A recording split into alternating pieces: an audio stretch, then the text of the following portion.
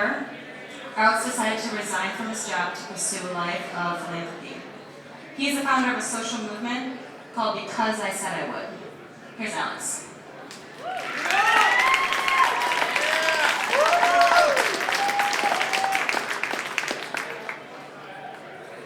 Hi everyone, my name is Alex Sheen and I'm the founder of a social movement called Because I Said I Would. It's dedicated to the importance of a promise, making a positive impact on the world we have with those little commitments that we make every single day.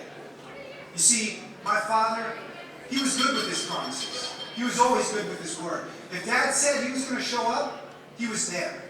He wasn't a perfect man, not by any stretch, but he was reliable. You could count on Dad to do exactly what he said he would do. You see, my father was diagnosed with small cell lung cancer on July 4th, 2011.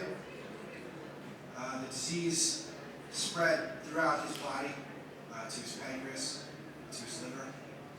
And September 4th of 2012, my father passed away. My stepmom asked me to give his eulogy, to say some words about my father. If you've ever had someone die that way, the image of their passing is burned into your memory. But I didn't want to remember my father by the way he died.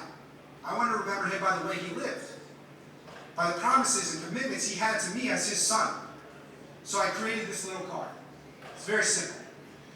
Standard United States business card, 3.5 inches by 2 inches. On the back, completely blank. On the front, blank, all except the words, Because I Said I Would, in the bottom right-hand corner. These cards are very easy to use. What you do is you think about a promise, a commitment that you have to another person, maybe a promise to yourself, something you've been putting off because life just gets in the way. So you sweep it in the corner and it gathers dust. You write that promise on a card.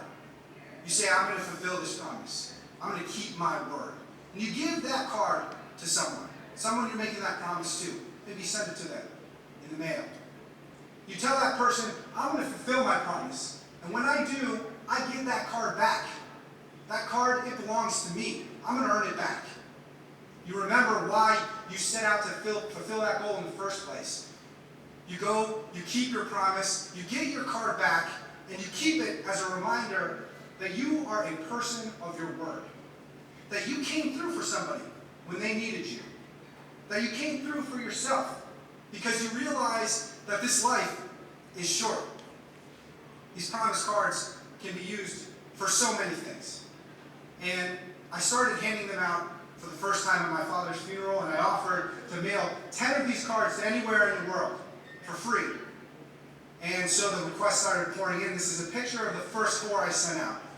Well, 4 turned into 40, turned into 400.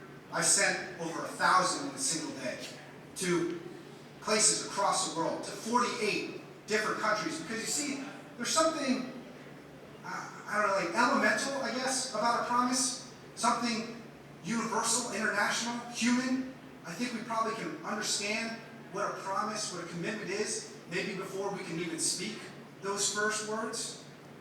And so people have used these cards in so many different ways. This is a picture of Alcon Levier, a sergeant in our military who asked for cards to send to his girlfriend back in the States. But he said, can you send me a few extra? Because you see, I'm an avionics engineer. I repair planes in Afghanistan. And I make promises every day. Promises to the flight crews who fly the planes that I repair. And I tell them that when they get on that aircraft, that helicopter, that plane, that I did my job. That I promised to fix that plane and they're going to come home safely on it because of me. Some promises aren't life and death. Some of them are cute. This little girl, who's 9 years old, here up in Northeast Ohio, was running for class president for the first time. Needed something for her campaign, right? So she said, well, I could use promise cards, because promises are important in politics, right? When she grows up, she'll figure it out. But for now, that help her win the seat. Or a woman who has a brother who is sick, going through dialysis for 6 years. They were on a rush visit to the hospital, and he said, Shanta, I can't do this anymore. I can't do it anymore. And she said, don't worry, I'll give you my kid. You just hang in there. And it's messages like these that I get every day through PechaKuchaNightCleveland.com and social media that made me quit my job. That I had to decide to choose a different path, but it was hard for me. I loved working at Hyatt Software. I loved the people I was with. I loved my boss. And I struggled to find a way to tell her. But a brilliant idea came to me in the form of a letter that said, you know, I'm struggling with depression, and you know, sometimes I don't think life is worth living. But I heard about Because I Said I Would in your cards, and it gives me strength. And well, if it wasn't for those cards, maybe I wouldn't be here. And so I said, this is how I'm going to tell my boss. This is how I'm going to start the meeting. So I go in there with this letter. I say, boss, before we get started, I just want to give you this, and if you could read it real quick. She doesn't go more than 10 seconds into that letter without looking up to me and saying, this is a letter from my daughter. This is her handwriting, and I can tell that this is an envelope from our kitchen table. And that's how I know that I'm doing the right thing, by spreading the importance of a promise. But it's called Because I Said I Would. And people believe the antecedent to I is Alex. And I pull these stunts like getting 100 tickets to Disneyland for kids with cancer, but they think it's for attention for me. Because I Said I Would isn't about me.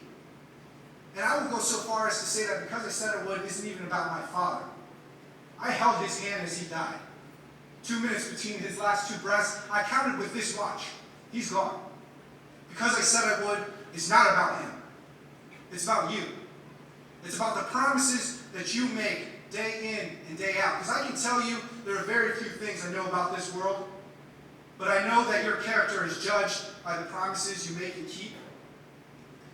There's a man named George Bell who has a quote that I love. You can pretend to care, but you can't pretend to show up. Thank you.